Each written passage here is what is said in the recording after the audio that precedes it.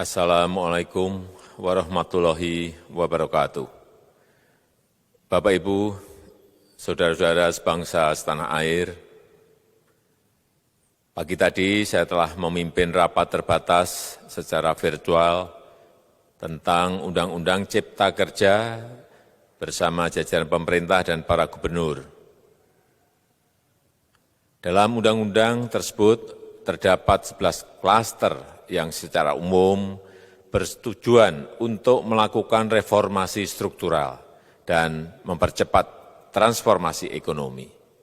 Adapun klaster tersebut adalah urusan penyederhanaan perizinan, urusan persyaratan investasi, urusan ketenagakerjaan, urusan pengadaan lahan, urusan kemudahan berusaha, urusan dukungan riset dan inovasi, urusan administrasi pemerintahan, urusan pengenaan sanksi, urusan kemudahan pemberdayaan dan perlindungan UMKM, urusan investasi dan proyek pemerintah, serta urusan kawasan ekonomi. Dalam rapat terbatas tersebut, saya tegaskan mengapa kita membutuhkan Undang-Undang Cipta Kerja. Pertama, setiap tahun ada sekitar 2,9 juta penduduk usia kerja baru, anak muda yang masuk ke pasar kerja, sehingga kebutuhan atas lapangan kerja baru sangat-sangat mendesak. Apalagi di tengah pandemi, terdapat kurang lebih 6,9 juta pengangguran dan 3,5 juta pekerja terdampak pandemi COVID-19. Dan sebanyak 87% dari total penduduk bekerja memiliki tingkat pendidikan setingkat SMA ke bawah, di mana 39% berpendidikan sekolah dasar.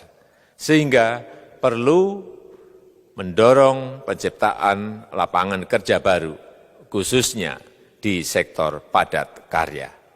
Jadi, Undang-Undang Cipta Kerja bertujuan untuk menyediakan lapangan kerja sebanyak-banyaknya bagi para pencari kerja serta para pengangguran. Kedua, dengan Undang-Undang Cipta Kerja akan memudahkan masyarakat, khususnya usaha mikro kecil, untuk membuka usaha baru. Regulasi yang tumpang tindih dan prosedur yang rumit dipangkas. Perizinan usaha untuk usaha mikro kecil, UMK, tidak diperlukan lagi. Hanya pendaftaran saja. Sangat simpel. Pembentukan PT atau perseroan terbatas juga dipermudah. Tidak ada lagi pembatasan modal minimum. Pembentukan koperasi juga dipermudah. Jumlahnya hanya 9 orang saja. Koperasi sudah bisa dibentuk. Kita harapkan akan semakin banyak koperasi-koperasi di tanah air. UMK, usaha mikro kecil yang bergerak di sektor makanan dan minuman. Sertifikasi halalnya dibiayai pemerintah. Artinya gratis.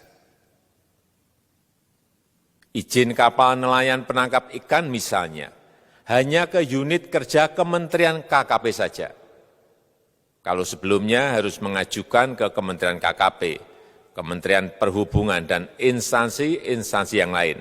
Sekarang ini cukup dari unit di Kementerian KKP saja. Ketiga, Undang-Undang Cipta Kerja ini akan mendukung upaya pencegahan dan pemberantasan korupsi. Ini jelas karena dengan menyederhanakan, dengan memotong, dengan mengintegrasikan ke dalam sistem perizinan secara elektronik, maka pungutan liar, pungli dapat dihilangkan. Namun, saya melihat adanya unjuk rasa penolakan Undang-Undang Cipta Kerja yang pada dasarnya dilatar belakangi oleh disinformasi mengenai substansi dari undang-undang ini dan hoax di media sosial. Saya ambil contoh, ada informasi yang menyebut tentang penghapusan UMP, upah minimum provinsi, UMK, upah minimum kota kabupaten, UMSP, upah minimum sektoral provinsi. Hal ini tidak benar, karena faktanya upah minimum regional, UMR, tetap ada. Ada juga yang menyebutkan bahwa upah minimum dihitung per jam. Ini juga tidak benar. Tidak ada perubahan dengan sistem yang sekarang. Upah bisa dihitung berdasarkan waktu dan berdasarkan hasil. Kemudian adanya kabar yang menyebutkan bahwa semua cuti sakit, cuti kawinan, cuti khitanan, cuti baptis, cuti kematian, cuti melahirkan, dihapuskan. Dan tidak ada kompensasinya. Saya tegaskan juga ini tidak benar. Hak cuti tetap ada dan dijamin. Kemudian apakah perusahaan bisa mem-PHK kapanpun secara sepihak? Ini juga tidak benar. Yang benar, perusahaan tidak bisa me-PHK secara sepihak. Kemudian juga pertanyaan mengenai benarkah jaminan sosial dan kesejahteraan lainnya hilang. Yang benar, jaminan sosial tetap ada. Yang juga sering diberitakan tidak benar adalah mengenai dihapusnya AMDAL, analisis mengenai dampak lingkungan. Itu juga tidak benar. AMDAL tetap ada. Bagi industri besar harus studi AMDAL yang ketat. Tetapi bagi UMKM lebih ditekankan pada pendampingan dan pengawasan. Ada juga berita mengenai Undang-Undang Cipta Kerja ini mendorong komersialisasi pendidikan. Ini juga tidak benar. Karena yang diatur hanyalah pendidikan formal di kawasan ekonomi khusus, di KEK. Sedangkan perizinan pendidikan tidak diatur di dalam Undang-Undang Cipta Kerja ini. Apalagi perizinan untuk pendidikan di pondok pesantren. Itu tidak diatur sama sekali dalam Undang-Undang Cipta Kerja ini. Dan aturannya yang selama ini ada tetap berlaku.